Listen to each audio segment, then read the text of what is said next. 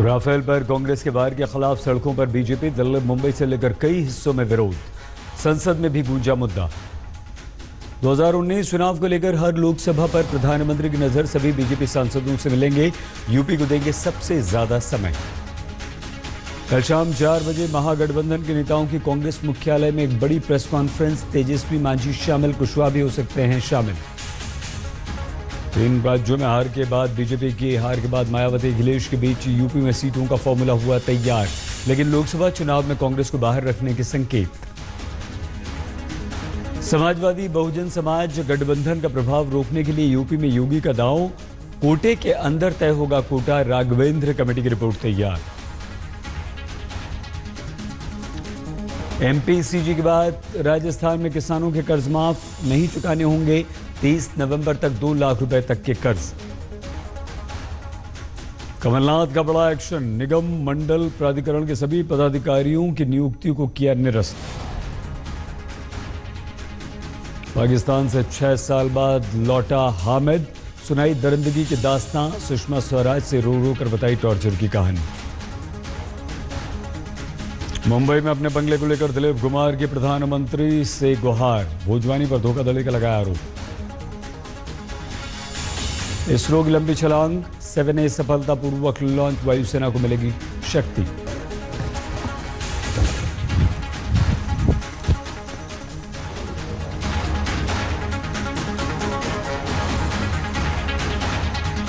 नमस्कार, आप देख रहे हैं आज तक, आपके साथ मैं हूं सईद अंसारी।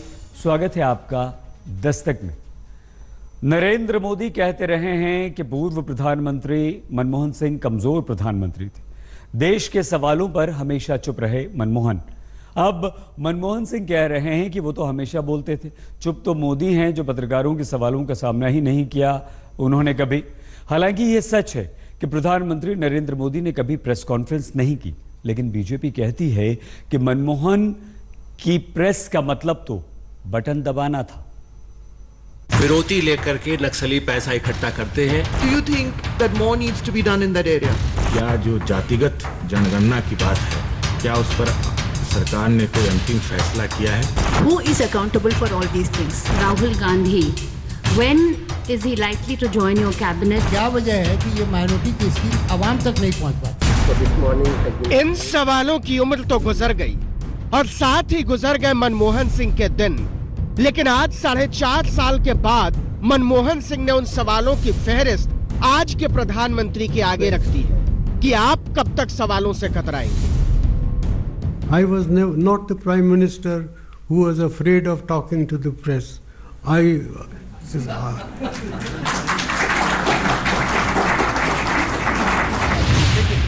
मनमोहन सिंह ने इन तालियों को मोदी पर हमले में बदल दिया।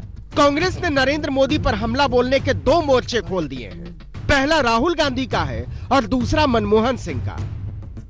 I was not the prime minister who was afraid of talking to the press. I met the press regularly. ये सवाल लगातार उठ रहे हैं कि नरेंद्र मोदी पत्रकारों के सवालों से बचते हैं। कांग्रेस भी और विपक्ष के दूसरे नेता भी इसे लेकर उन्हें घेरते रहे हैं। प्रधानमंत्री प्रेस कॉन्फ्रेंस नहीं करते हैं कभी, मतलब अपने आप को जो देश की मीडिया है उनके सामने हिंदुस्तान के प्रधानमंत्री एक्सपोज नहीं होना चाहते। ये लड़ाई बहुत दिलचस्प मोड़ पर पहुंच गई है। मोदी आज भी मनमोहन सिंह से सवाल कर रहे हैं, राहुल गांधी से सवाल कर रहे हैं, सोनिया गांधी से सवाल कर रहे हैं। इसके बाद वो सवालों के जवाब देंगे। मैं जरा उनसे पूछना चाहता, एक परिवार ने 4 पीढ़ी तक राज किया है और इस परिवार ने हजारों साल तक ये 4 पीढ़ी के कारनामों का जवाब देना ही पड़ेगा। बच नहीं सकते वो।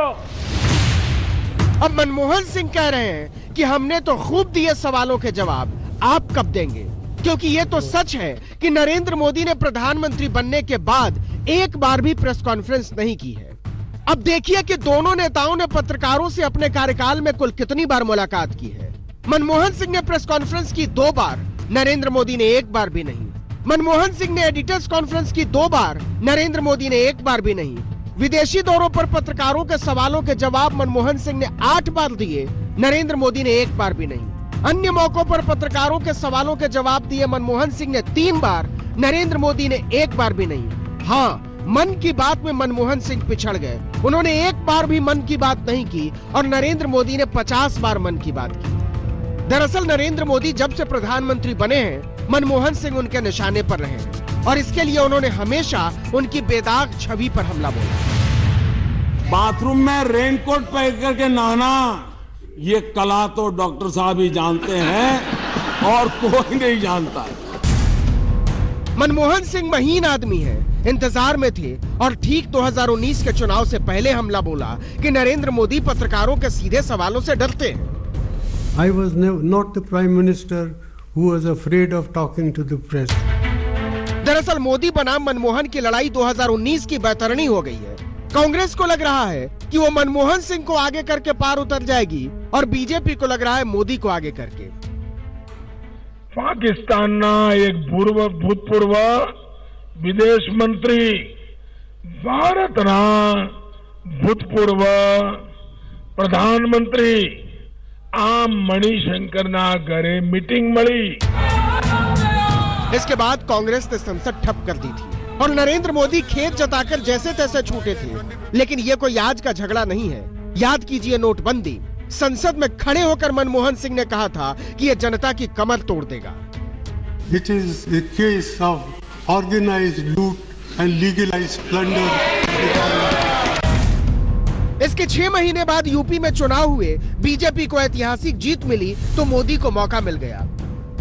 जब भी कुछ होता है तो हार्वर्ड की डिग्री दिखाते हैं। एक तरफ हार्वर्ड वाले हैं तो दूसरी तरफ हार्ड वर्क वाला है। लेकिन 2 ही महीने बाद जीडीपी के तिमाही नतीजे आए तो पीएम मोदी का हार्ड वर्क धराशायी हो गया था।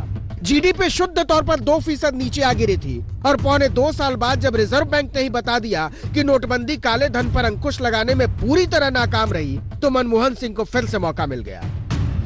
That is, GDP of the country and declined by about 2 percentage point as a result of what has been done. इस पूरे प्रकरण का जो केंद्रीय भाव है वो ये कि मनमोहन सिंह 5 साल बाद एक बार फिर से राजनीति के नेपथ्य से केंद्र में आ चुके हैं। याद कीजिए 3 जनवरी 2014 की मनमोहन सिंह की press conference. It would be disastrous for the country to have Narendra Modi as the prime minister. अब कांग्रेस साबित करना चाहती है कि मनमोहन सिंह ठीक कह रहे थे। हम उनसे लड़ेंगे, 1 इंच पीछे नहीं हटेंगे, उनको सोने नहीं देंगे, रात भर सोने नहीं देंगे। वो अपना काम करे, अच्छी बात है। वो कौन सोएगा कौन नहीं सोएगा तो भविष्य बताएगा। सच तो ये है कि 2019 की चिंता में दोनों की नींद उड़ी हुई है, राहुल की भी और मोदी की भी, और इसीलिए मनमोहन सिंह ने नरेंद्र मोदी की प्रेस फाइल खोल दी है। हजारों जवाबों से अच्छी है मेरी खामोशी, न जाने कितने सवालों की आबरू रखी। अब वही खामोशी नरेंद्र मोदी ने ओढ़ ली है तो कांग्रेस पूछ रही है कि अपने मन की बात तो प्रधानमंत्री ने कर ली, जनता के मन की बात पत्रकार कब पूछे आपसे। आज तक ब्यूरो। उधर मोदी की चुप्पी पर सवाल उठ रहे हैं तो इधर चुप्पी साधे नेताओं की पूरी लंबी कतार है। 2019 में गठबंधन के सवाल पर राहुल गांधी चुप हैं, मायावती चुप हैं, अखिलेश चुप हैं, पासवान चुप हैं और खबर यह आ रही है कि बिहार में पासवान ने दम ठोक दिया है। यूपी में अखिलेश और मायावती में सीटों का समझौता हो चुका है और सब कह रहे हैं कि तुम चुप रहो, चुप हम रहे। हम उस विचारधारा के खिलाफ लड़ेंगे, उनको हम हराएंगे। हमने आज हराया है और 2019 में भी हम हराएंगे। 19 के चुनाव का रास्ता यूपी से होकर ही दिल्ली जाता है। यूपी ही अगली सरकार बनाने वाला है। 2019 की लड़ाई के ये 2 खेमे बन रहे हैं, लेकिन दोनों ही खेमों के अपने अपने संकट हैं। पहले बीजेपी का संकट समझिए। सबसे बड़ा संकट तो यही है कि 3 राज्यों का चुनाव हारने के बाद उसके साझीदारों के जज्बात उभर आए। पहले तेलुगु देशम ने साथ छोड़ दिया, फिर उपेंद्र कुशवाहा ने छोड़ दिया और अब चिराग पासवान आंख दिखा रहे हैं। जो अलाइज की जो चिंताएं हैं उसको समय रहते उसको एड्रेस करना और सम्मानजनक तरीके से उसको एड्रेस करना जरूरी है। हमारी लोक जनशक्ति पार्टी ने जब 2014 में एनडीए के साथ अलायंस भी किया था, उस वक्त मैंने बहुत कैटेगोरिकली इस बात को कहा था कि हमारा इशू बेस्ड अलायंस है, मुद्दों के आधार पर हम लोग का गठबंधन है।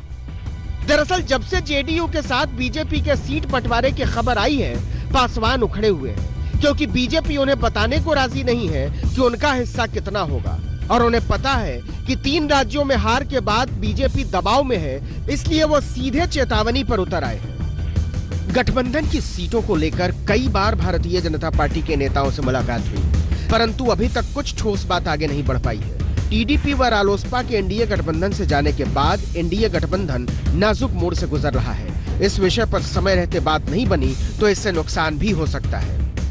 अब देखिए कि कैसे यह कांग्रेस की खुशी में बदल सकता है। बिहार के 3 बड़े नेता दिल्ली में बैठे, तेजस्वी यादव, एनडीए के बागी उपेंद्र कुशवाहा और हम के नेता जीतन राम मांझी। इस बैठक में राहुल गांधी के भी शामिल होने की बात की जा रही थी, लेकिन राहुल पहले पासवान का रुख अंतिम तौर पर जान लेना चाहते हैं। आखिर हम भी जो अलग हुए, दुनिया को, देश को मालूम है कि किस तरह से क्यों अलग हुए। कहीं ना कहीं इसमें उन लोगों का अहंकार एक बड़ा कारण था। अब उस अहंकार से बच नहीं सकते दूसरे लोग भी। ये तो हुई कांग्रेस के लिए अच्छी खबर, लेकिन इसके साथ ही एक बुरी खबर भी शिमला में छुट्टियां मना रहे राहुल गांधी को मिली, और वो ये कि उत्तर प्रदेश में एसपी बीएसपी ने अपने गठबंधन से कांग्रेस का पत्ता लगभग काट दिया है। सूत्र बताते हैं कि गठबंधन तय हो चुका है। मायावती की बहुजन समाज पार्टी 38 सीट पर चुनाव लड़ेगी, समाजवादी पार्टी 37 सीट पर। 80 में से बच गई 5 सीटें, इनमें से 3 सीट आरएलडी को देने की बात हो रही है। अमेठी की सीट समाजवादी पार्टी अपने कोटे से छोड़ेगी और रायबरेली की सीट बीएसपी अपने कोटे से। जब से ये खबर आई है, कांग्रेस बेचैन हो उठी है। देश चाह रहा है कि सभी लोग साथ हों और वोट ना बटे और वोट ना खराब हो। दूसरी बात यह है कि ये फैसला राष्ट्रीय नेतृत्व करेगा, चाहे किसी और की पार्टी का हो या हमारी पार्टी का हो। अखिलेश और मायावती दोनों को लगता है कि कांग्रेस के साथ आने से बीजेपी को फायदा मिल जाएगा। यूपी में कांग्रेस का वोट बैंक सवर्ण जातियां हैं। गठबंधन की सूरत में न तो ये वोट कांग्रेस के पक्ष में जाता है और न ही एसपी बीएसपी के उम्मीदवारों को मिलता है। ये चला जाता है बीजेपी को। बीएसपी से 1996 में आजमा चुकी है, तो अखिलेश 2017 में। इसीलिए माया अखिलेश दोनों चाहते हैं कि कांग्रेस से दूर ही रहा जाए। ये तो लोग अनुमान लगा रहे हैं, लेकिन असली फार्मूला माननीय अखिलेश यादव जी देंगे, जो सच में ऐसा फार्मूला होगा जिससे भारतीय जनता पार्टी का उत्तर प्रदेश से सफाया होगा। समझिए कि अखिलेश क्यों कांग्रेस को दूर रखना चाहते हैं। 2012 में समाजवादी पार्टी और कांग्रेस ने उत्तर प्रदेश में अलग अलग चुनाव लड़ा था। अब देखिए कि कांग्रेस को जहां 5000 से ज्यादा वोट मिले, वहां एसपी के ज्यादातर उम्मीदवार जीत गए। लेकिन 2017 में मोदी लहर का मुकाबला करने के लिए कांग्रेस और समाजवादी पार्टी साथ आ गए, और साथ मिलकर लड़ने पर एसपी की सीटें 224 से घटकर रह गई 47।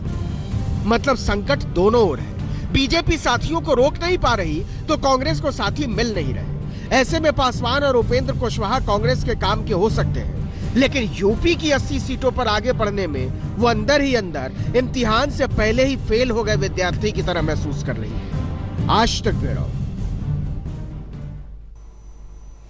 जब सब चुप हैं तो उत्तर प्रदेश के मुख्यमंत्री योगी आदित्यनाथ क्यों बोलें? इसीलिए देश के दिग्गज आईएएस अफसरों की बगावत पर योगी भी चुप हैं। ऐसा देश में इससे पहले कभी नहीं हुआ कि इतनी बड़ी तादाद में पूर्व आईएएस ऑफिसर्स ने किसी मुख्यमंत्री का इस्तीफा मांगा हो। बुलंदशहर के शहीद इंस्पेक्टर के हत्यारों को पकड़ने में हुई कोताही से नाराज 83 पूर्व ऑफिसर्स ने लिखा है कि सत्ता ने ऐसी नफरत कभी नहीं फैलाई।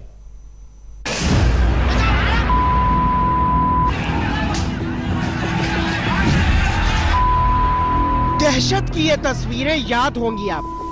आरोप लगे थे कि बजरंग दल और विश्व हिंदू परिषद के नेताओं की अगुवाई में बुलंदशहर में दंगा भड़काने का पूरा खेल चला, और इस खेल में दंगाइयों ने पुलिस इंस्पेक्टर सुबोध सिंह की हत्या कर दी। लेकिन मुख्यमंत्री योगी आदित्यनाथ ने इस हत्या को हादसा कहकर सवाल खड़ा कर दिया। बुलंदशहर की घटना एक साजिश थी, साजिश का पर्दाफाश कल हो चुका है। अब इस पर भारतीय प्रशासनिक सेवाओं के 83 अफसरों ने मांग की है कि योगी आदित्यनाथ को इस्तीफा दे देना चाहिए। हालिया इतिहास में नफरत, बंटवारे और बेदखली की राजनीति इतनी प्रभावी कभी नहीं रही। एक जहरीली विचारधारा इस राजनीति के खून में समाई हुई है। इसके पहले अल्पसंख्यकों के खिलाफ ऐसे खूंखार इरादों के साथ नफरत कभी नहीं फैलाई गई। इस नफरत को सत्ता के संरक्षण और सहयोग से पाला जा रहा है। इस खुली चिट्ठी से योगी सरकार और बीजेपी को सांप सूंघ गया है। उसे समझ में नहीं आ रहा कि इसका जवाब क्या दिया जाए। ये सिर्फ अधिकारी जो पूर्व हैं वही नहीं, इस प्रदेश का किसान, बेरोजगार, नौजवान सभी चाहते हैं इस्तीफा दे दें। अफसरों ने सीधा आरोप लगाया है कि एक शहीद के हत्यारों को पकड़ने की बजाय योगी आदित्यनाथ उन वजहों को आगे ले जाना चाहते हैं जिनकी वजह से सुबोध सिंह की हत्या हुई। इन अफसरों ने चिट्ठी में कहा है कि योगी आदित्यनाथ शहादत की बजाय गोकशी को मुद्दा बता रहे हैं और यह बर्दाश्त नहीं। गोकशी करके अव्यवस्था और अराजकता पैदा करना चाहते थे, उनके मंसूबे ध्वस्त हुए हैं। ऐसा भारत के इतिहास में पहली बार हुआ है कि भारतीय प्रशासनिक सेवाओं के इतने अफसर एक साथ किसी मुख्यमंत्री से इस्तीफा मांगने के लिए खड़े हो जाएं। और ये कोई साधारण अधिकारी नहीं रहे हैं। प्रशासनिक सुधार आयोग के पूर्व अध्यक्ष JL बजाज, पश्चिम बंगाल के पूर्व चीफ सेक्रेटरी अर्धेंदु सेन, भारत की पूर्व विदेश सचिव सुजाता सिंह, राष्ट्रीय मानवाधिकार आयोग के पूर्व महासचिव PS थॉमस, ब्रिटेन के पूर्व उच्चायुक्त शिवशंकर मुखर्जी, प्रसार भारती के पूर्व CEO जवाहर सरकार। ये तो इन अधिकारियों को भी पता रहा होगा कि इस चिट्ठी से कम योगी इस्तीफा तो नहीं देने वाले, लेकिन इतनी उम्मीद तो उन्हें भी होगी कि उनके इस्तीफे से गो और गणतंत्र के बीच योगी आदित्यनाथ की प्राथमिकता कुछ बदलेगी। आज तक ब्यूरो। दस्तक में आज के लिए बस इतना ही। अपना बहुत ख्याल रखिएगा। देखते रहिए आज तक।